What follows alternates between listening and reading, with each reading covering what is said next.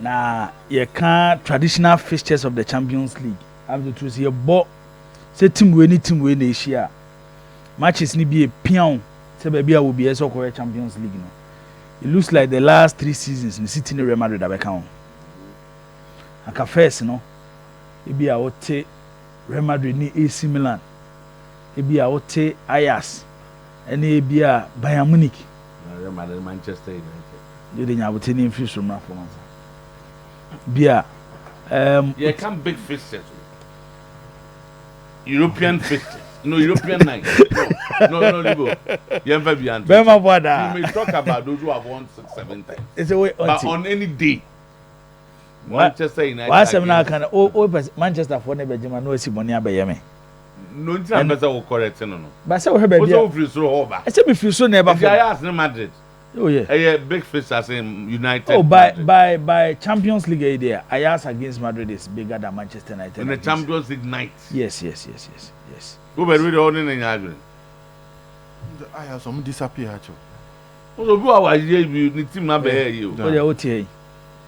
Ajax after the Nottingham Forest. Not really been. Nottingham Forest. Ebo modern etiminya Champions League sport. The moment people. I don't move a competition mu say Kim. Na say team ben omo no omo boy ya. Omo ka kire omo say omo ye giants of European football. Omo nye ordinary side. Zoto Baza go ase one can be. Oh na sasa no me hu de meka. Na say o be am free by ya. Ayas ya weekend. Just 3-4. Okay. So I say no. That's a 3. And how can you just more finals? And how can you just say no, but say European yeah. I don't say me to sorry to say this. Sometimes I am man for the Champions League, you know. You both 3 seasons be na BBC or 3 seasons ma that time na the Champions League. We a competition I will for so many years and ultimately to the history of the competition away. And hey, so far when the Champions League started, and in the knockout games here, Baswa. One team in 50s, 60s, 70s, 80s, early 90s, early 2000s. And he said the Ebo Bobano, then we be a Liverpool Bayern Munich. Once you game be one to unni any IBS so by mix you. There be a chair by Juventus Manchester. Oh, the better. After one we be Bubu free and am debano. Maybe a Benya Barcelona. Na Barcelona so be a Barcelona Inter Milan. On sa fixtures no. Clubs ya mabo mu din nyina no. A traditional Champions League size. Manchester City, because of their recent record, anyone no imagine no. But omo recent performance in the Champions League, omo meetings with Real Madrid. Babe can say no ho bi because ngonwa say 12 times na to Tomashia no Man City are winning 4 Madrid are winning 3 and Madrid draw 5 in this fixture. Manchester City are 21 goals, Madrid are 18. Onya many size amobo Champions League football omo better head to head record than Real Madrid against Omoni Real Madrid boy a channel Real Madrid here. It's Manchester City edu period no. Surprisingly, Bema Boda. When you said the last 3 meetings between Manchester City and Real Madrid in the Champions League, no, the obe winning fixture no say knockout stage, the obe winning fixture on the Champions League, no. What do you say? Okay. Last year, and Madrid winning on penalties, no. Bernabeu ye 3-3, and Etihad 1-1, and Madrid to also winning on penalties. Madrid na kwaje Champions League, no. Last 2 seasons, City Madrid 4-0 ewo Etihad, and omukobo 1-1 ewo Bernabeu. City ko share Inter Milan kwaje Champions League, no. 3 seasons ago, Madrid City 3-1. Return leg 4-2 na ko extra time, and Madrid win here. Madrid na kwaje Champions League, no. It's where a fish time to be person obebobi. because in the last 3 years and they produce the winners of the Champions League. It's way a proper Champions League fixture. And then you may hear between City and club a friend say Real Madrid. Remember na Bosume na friend say February no. It looks like a good month for club friends at Manchester City when it comes to Champions League football. Bosume na friend say February na a woman 11 February 2025 no. Ofa Bosume ne pa a February na kamia kwa akoyese ababa ye Bosume a yishira Bosume at the club friends at Manchester City. Edientia. In their last 3 matches, Amabon in the month February when it comes to the Champions League. And in a causage, City progress. Last 3 no. Copenhagen. Okay, last season 6-2 aggregate over Copenhagen. Last 2 seasons 7-0 aggregate over Leipzig. Then 3 seasons ago, almost share Sporting Lisbon. First leg, almost share Sporting Lisbon 5. Now return leg the academy for Nibejin now and qualify. In their last 3 matches on Mabon in February no. So a good month at the club offense Manchester City when it comes to Champions League fixture. Yen show mum uniform this season. Whilst yakasa about Manchester City and Real Madrid, so fixture na be a key fixture no. One player I is so instrumental in this fixture, and that player is Vini Junior. The current performance Eluku Warren Kaka and your mahajuni. And one must say the Vini Junior Amizoto currently oye FIFA World Footballer of the Year. And she go in the La Liga since November. On she go. What they not to China? Vini Junior in his last 10 games in all competitions, emu 8 on she go. This is a player. The last 2 trophies are Real Madrid in the Champions League. Why is so instrumental? Very instrumental, and he has been Real Madrid's most important player in the last 2 Champions League finals. Omabo, and Nimi enu nyina no shego. Nimi enu nyina no bizoto oshego. At this stage, you will need a Vini Junior putting up a Ballon d'Or and as a FIFA World Footballer of the Year performance. And so what me progress. Forget about Manchester City record this season, whether in the Premier League or in the Champions League. Out of 36 clubs, Omudi 22, which is not the Manchester City standard. City na yenim no bizo tonyo mo standard ni. And yes, this season better say minim de ahana nkama asem na America na bebem. Say this season no, ye ka clubs no mo ya de na the Manchester United be ka ho a. When is the City a struggle against top side this season pa? Bizo to omo lose against Arsenal. Omo lose against Liverpool. So Kafa Premier League, over Premier League this season, there, Kafa Manchester and but history and tradition, the Manchester because we did some person, almost lose to Manchester United. In the Champions League, PSG is a grade A Champions League club. But your clubs now see a Champions League draw.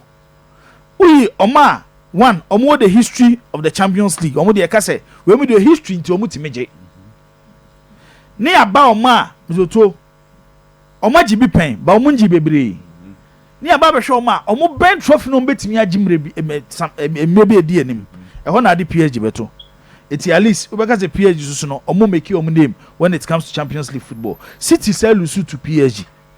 Eti this season now City against top oppositions omo ntimi find omo fit. Worst of all Arsenal show omo 5-1. Real Madrid on the other side. This is Madrid Susu this season. Barcelona, Bobo, Liverpool, problem. Atletico Madrid, no 2 times this season. Nina ye draw. AC Milan ko show mo 3-1. That was Santiago Bernabeu.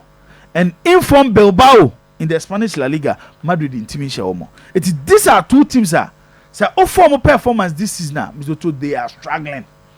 Forget about against top sides. Forget about Madrid, that top of the La Liga, City.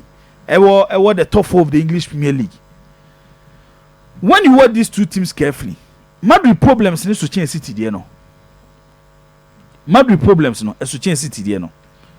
Senkeba go sha, City need problem with Haaland. But Haaland 4 games are bought against Real Madrid. So to on far ball to Real Madrid for net. Haaland 4 games are wabo against club a friend say Real Madrid on far ball on 2 minutes. Baby a problem ni woni. And then Madrid back 4. So Madrid for say omo de Frank Garcia left back. Raul Asensio very promising by the stage. They assess no. This is Champions League. Tchouaméni our committee penalty against Atletico Madrid. And then surprisingly, because of the injury to Lucas Vazquez, Fede Valverde and Real Madrid right back position. So with defense near, and the game is in Liverpool based on their former. Can anyone here bear 5 goals better Real Madrid net too? Bear 5 goals better Real Madrid net. By goals contribution, goals Ayashe any assist. The year under review, aside Mo Salah, Obi anyone assist any goal contribution Etienne Mamouche as City for Agofana from Frankfurt in the top 4 leagues in Europe. Intine obey influential will game anymore because looking at the Madrid back line, say Madrid person almost standing a chance of winning the game. Mizoto, and Yasha 1, Yasha 2.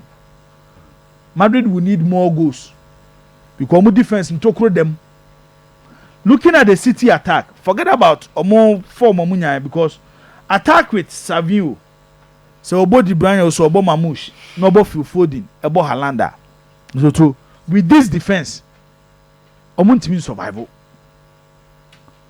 The Guardiola factor is very, very key in this game. Remember that 25 times I was share Madrid. We winning 13. We draw 6 and we lose 6. That is Pep Guardiola. At Manchester City, as City boss, we lose just a game against Real Madrid. Make the anye by knockout you see a bobo esibo the Ebori and na she 1-0, 2-0, 2-1, 3-1, 3-2. We lose just 1 as City boss to Real Madrid. It's a game amzoto. Omomi onu nyina eba with their problems. All right. But when you look at the two teams carefully, because of Madrid injuries, no, I know Carlo Ancelotti.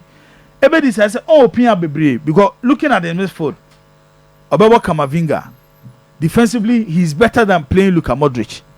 Obebo Dani Ceballos, no about Jude Bellingham, a front three of Rodrigo, Vini, Kylian Mbappe. This front three on any day bet me a tormented defense biya. But Ocean Manchester City defense no, and acquire mischief. Nunes, John Stones, Akanji, possibly Jesco Vardio. Omo defense look better individually than Madrid defense no. Pa Nunes a qualified right back because you can right backs are omo team Emma resource. They na can work at the Man City na ono ntimi fa bi Man City. It is to o two teams ni carefully. Obia when the problems. This is first leg of the Champions League. Who your coach are going to such games o manage to get a good resource. Now they are go home. It's Carlo Ancelotti based on his experience. Based on his experience, so I know he will try to manage the game, find a way to also get a good resource. Guardiola on the other side, Beppe a comfortable lead at the Santiago Bernabeu. It's looking at the game quite carefully. It's to which game ni dia go there. Madrid be go, City be go. I know the best will game him. Madrid will score, City will score. By the way, we need game no, and a tilt in favor of City. Kakra echen Real Madrid. Inti Bema Boada, ye headed towards a 2-1 victory for club. I find Manchester City. Other matches no, PSG benye a cool win over Brest. Me show mo front three, their new front three. Kvaratskhelia, Bakula, and Dembele. Anoche. Adene hu. And who say? Enrique Kenya players he can control them. Obetia selling the ideas their mom. With this front three, so any the kind of pace or more dribbling ability. Even when you decide to play on a low block, these are players are on 1v1 or take on see good. It's PSG, yema PSG so is to 2-1 or 3-1 against Brest. Juventus ni PSV. Juve winning on last league game against Como, but their performance was not convincing. PSV so no to doing well in the Eredivisie, but Champions League, the more results now mixed results. Finally, it looks like Thiago Motta and man, because to choose Kolomwani ahead of Vlahovic, actually say Kolomwani in the man. It's a game Juve will win. Hopefully, maybe a 3-1 for Club FSC Juventus. Then Sporting CP in Borussia Dortmund. I don't know when Dortmund revive and the best start BM after appointing Niko Kovac as their new coach. Sporting Lisbon are still leading the Portuguese league. Slightly advantage, double chance for Club FNC Sporting CP. Okay, Babo. Yaba no. Yaba. Tama. Quickly, the information. Wait, anytime, no more questions.